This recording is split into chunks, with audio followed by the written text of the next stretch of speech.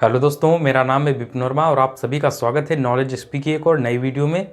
आज की इस वीडियो में हम लोग डिस्कस करेंगे जो यूपी बोर्ड है क्लास 10th का, उसमें जो पिछले साल का क्वेश्चन पेपर आया था विज्ञान का, उस क्वेश्चन पेपर को हम लोग डिस्कस करने वाले हैं। और ये है पेपर हमारे पास। ठीक है, इस पेपर में जो नंबर पड़ा हुआ है वो है 824 EO। ठीक है, देख लीजिए आप। ठीक है, ये टोटल पेपर है हमारे पास जिसका 824 EQ कोड नंबर है। तो इसमें जो है टोटल 3 खंड हैं, खंड का, खा और खंड गा। तो हम लोग सारे खंड इस वीडियो में डिस्कस करेंगे। ठीक है, जितने टोटल क्वेश्चन आए हैं सारे डिस्कस करेंगे। और सबसे पहले जो 20 ऑब्जेक्टिव प्रश्न है वो हम लोग डिस्कस करते हैं। इसके बाद जितने लॉन्ग क्वेश्चन हैं, शॉर्ट क्वेश्चन है, वो सब डिस्कस करेंगे। पहला क्वेश्चन आपका है बहुविकल्पी क्वेश्चन है, जिसमें है कि किसी वस्तु से बड़ा आभासी प्रतिबिंब बनाने वाला दर्पण कौन सा है। यानी कि ऐसा कौन सा दर्पण है जो वस्तु से बड़ा और आभासी प्रतिबिंब बनाता है। तो पहला जो क्वेश्चन है इसका जो राइट आंसर है वो है ऑप्शन नंबर बी, अवतल। ठीक है, ऑप्शन नंबर बी क्या है, अवतल दर्पण। अवतल दर्पण जो होता है वो वस्तु से बड़ा और आभासी प्रतिबिंब बनाता है। तो राइट आंसर हो जाएगा ऑप्शन नंबर बी। इसके बाद नेक्स्ट क्वेश्चन पढ़ते हैं हम। अगला है कि मानव नेत्र जिस भाग पर वस्तु का प्रतिबिंब बनाता है वह क्या होता है। ठीक है, मानव नेत्र जिस भाग पर वस्तु का प्रतिबिंब बनाता है वो क्या होता है, उसे क्या कहते हैं। तो सेकंड क्वेश्चन है, उसका राइट आंसर है ऑप्शन नंबर बी, दृष्टिपटल।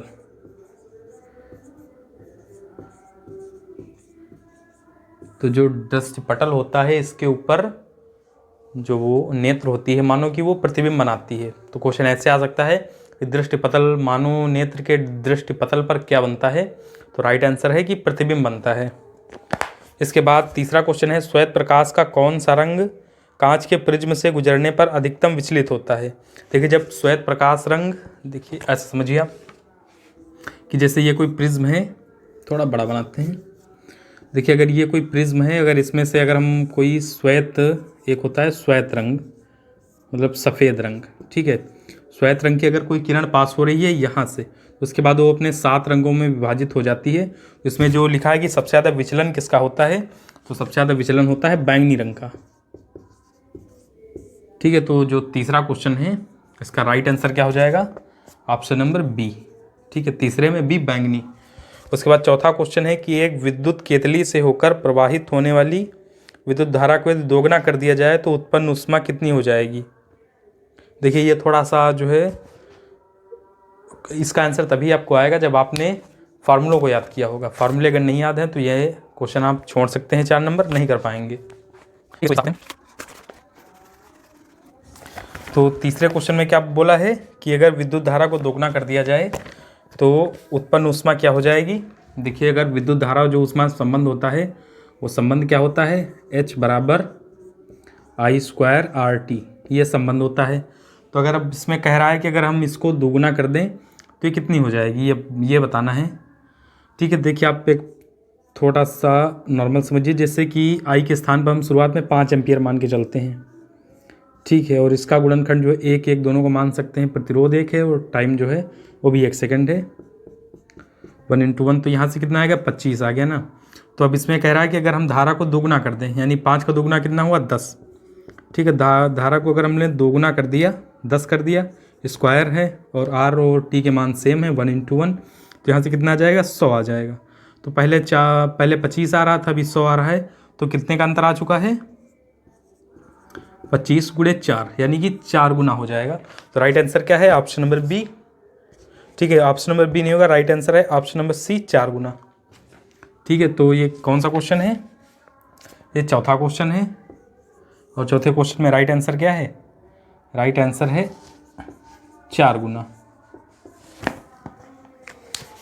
इसके बाद अगला क्वेश्चन है कि एक विद्युत चुंबक का क्रोड बनाने के लिए सबसे अधिक उपयुक्त पदार्थ कौन सा है।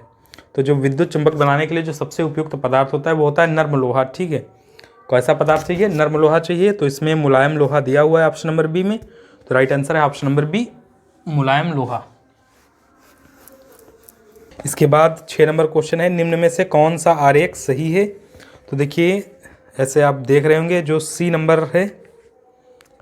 ठीक है, जो सी नंबर डायग्राम बना हुआ है वो सही आरेख है।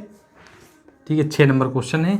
और सी नंबर जो आरेख बना हुआ है वो सही आरेख है। सही आरेख कौन सा है देख लीजिए।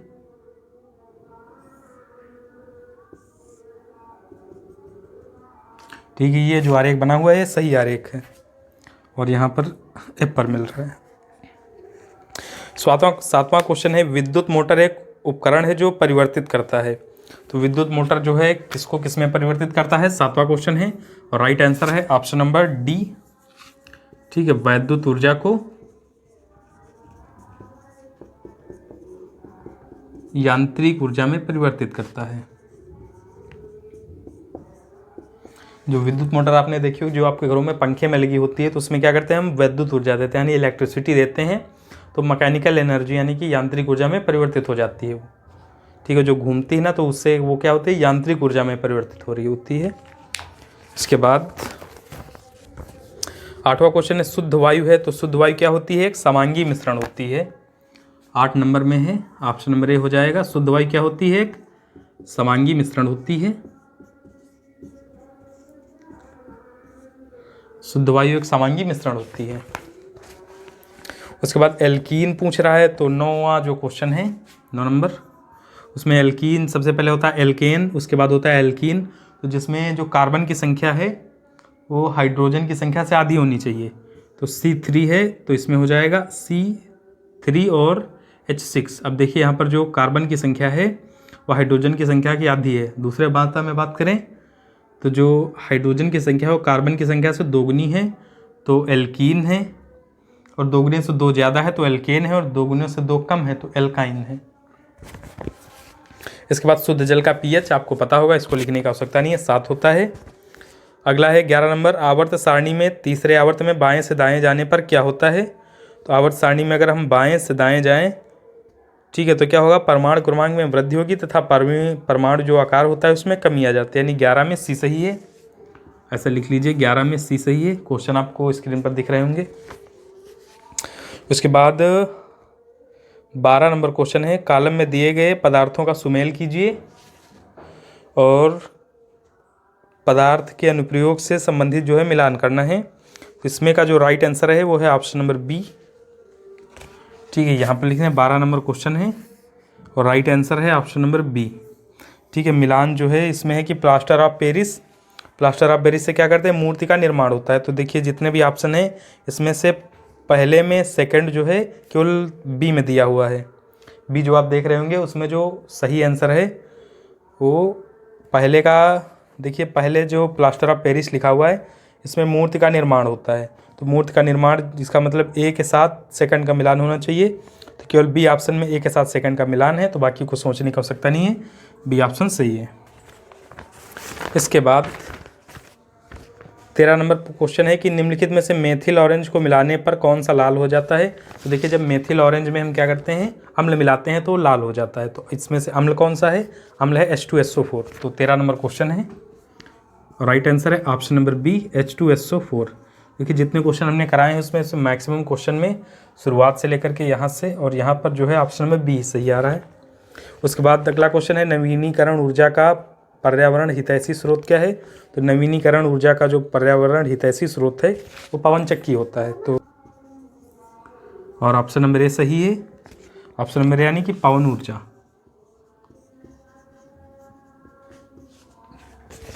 इसके बाद 15 नंबर क्वेश्चन है, मेंडल किस लिए प्रसिद्ध थे। तो इसको बताने की आवश्यकता नहीं है, मेंडल जो है अनुवांशिकता के क्षेत्र में प्रसिद्ध थे।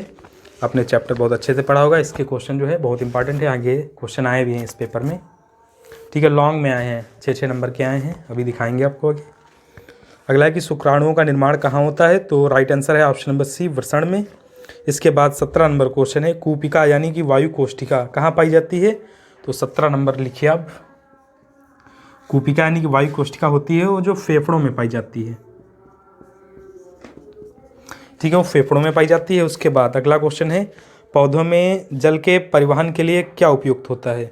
पौधों में जल के परिवहन हेतु होता है, तो पौधों में जो जल का परिवहन कराता है वो जाइलम कराता है। तो 18 नंबर क्वेश्चन है, राइट आंसर है ऑप्शन नंबर डी, जाइलम। इसके बाद 19 नंबर क्वेश्चन है, एक स्वस्थ व्यक्ति के सामान्य रक्तदाब कितना होता है? एक स्वस्थ व्यक्ति में सामान्य रक्तदाब कितना होता है? 19 नंबर क्वेश्चन है। तो जो स्वस्थ व्यक्ति होता है उसका जो सामान्य रक्तदाब होता है 120/80। उसके बाद अगला क्वेश्चन है, निम्नलिखित में से कौन जल के पुरुष के रूप में जाने जाते हैं? तो जो मतलब भारत के जल पुरुष के नाम से कौन जाना जाता है? तो राइट आंसर है 20 में सी, लिख लीजिए।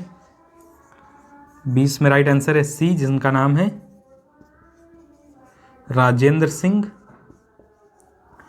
ठीक है, इनको जो है भारत की क्या बोलते हैं, जल पुरुष के नाम से जाना जाता है।